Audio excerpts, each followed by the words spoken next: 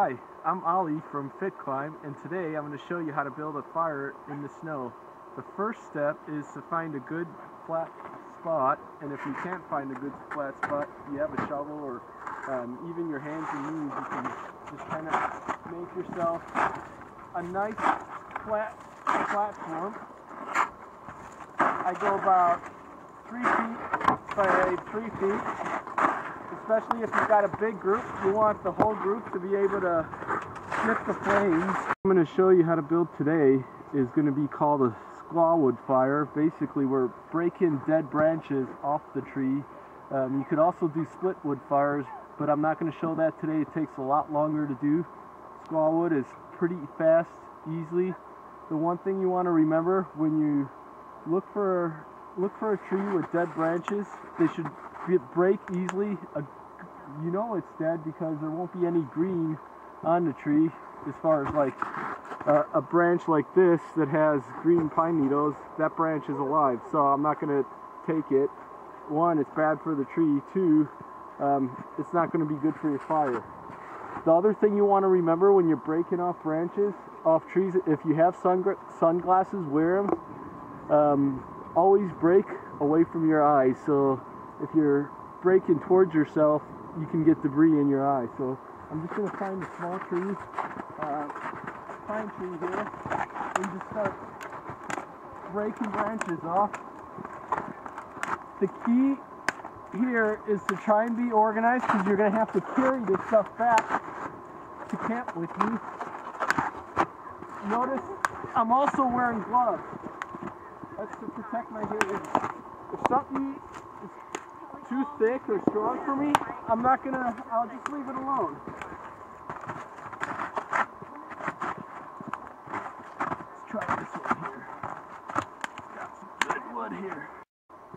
So 3 things every fire needs: heat, fuel, and oxygen. And right now, I'm gonna work on getting a good platform down so my fire doesn't really melt through the snow. And what ends up happening is this fire heats up, you'll start melting the snow, and the flame gets too low for the rest of the wood. So you want to be able to keep that flame on the fuel to have a good healthy fire. So to get a platform, you could use lots of different materials, but right now I found this dead stump, and a lot of times you can just break off the bark.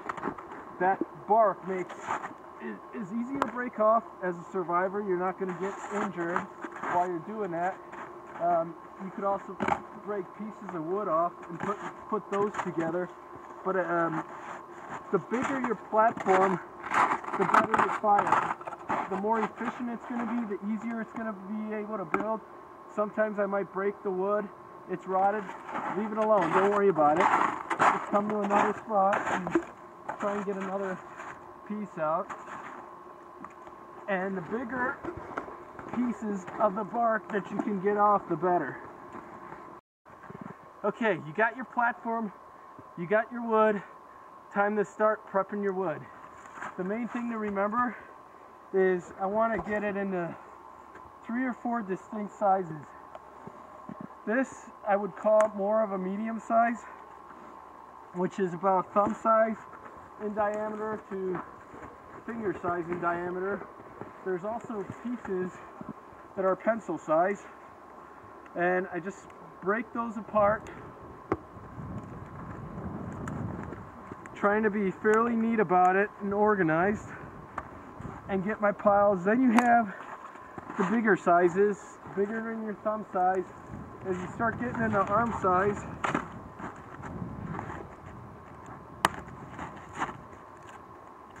those will be the last stage of your fire.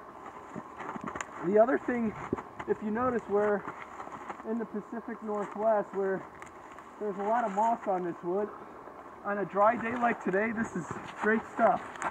You can actually use it to start your fire. It's called goat's beard. In fact, I'm going to save a little bit of that for my tinder and put it on my tinder pile. The thing to remember when you're building a fire, you want at least 3 times more wood than what you think you'll need, especially on the smaller pieces, because you don't want to start your fire and have your flame go out, then you have to start gathering wood all over again. You want to just, something you want extra insurance to get right just the first time around. So I've got my tinder, got my smaller pieces. The other thing I want to mention is typically you want your pieces to be 12 to 18 inches long so the flames spread over the wood. Today we're going to start a fire with a magnesium stick or a metal match. The reason I like these is even if it's wet outside, matches won't light, but this will light even if it's soaking wet. It lasts a long time. I could get about 15,000 sparks off of one small piece when some of the smaller pieces are only 2 inches long. This one's 4 inches long. You're going to need a knife. It takes a little bit of practice. I suggest going home in your backyard and practicing, not inside the house, until you get down to technique. The technique is to scrape 90 degrees with your knife. It will dull out your knife, so I always carry a knife sharpener, or I have 2 knives, one for my metal match and then one for everything else. But you're going to scrape 90 degrees with your knife to the metal match or the magnesium stick, and it'll create a spark. You want to push hard. Even though if I go light, I'll still create a spark. The spark won't be as hot, so push hard and slow. I'm going to take my tinder, aerate it, get some air in there. If it's wet outside, I wouldn't use goat spirit. I would use something like paper or a man-made tinder or an accelerant. Usually cotton balls soaked in Vaseline works really good. Just store them in a Ziploc bag. The other thing I want to mention is hold your knife on an angle as you go down. So a lot of beginners, what they do is they smother out the flame that they just built with their own knife blade. So if I hold my knife on an angle, I stop just short of hitting the bottom of my tinder and only the sparks hit. So what I'm going to do is I'm just going to keep going. Don't give up. It could be frustrating at first, and if you don't get a flame, you just got to keep trying. Sometimes in survival, determination is what wins over knowledge. And then once I get a flame, I'm going to flip over my tinder, because I want my tinder flames are obviously going to move upward, so I want my tinder over the flame. So here we go.